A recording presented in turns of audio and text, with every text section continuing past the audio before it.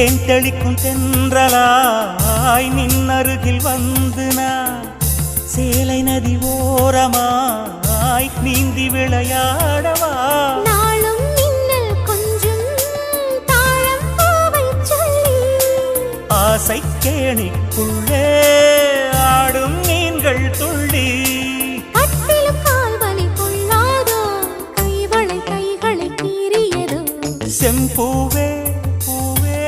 உன் மேகம் நான் வந்தால் ஒரு வழி உன்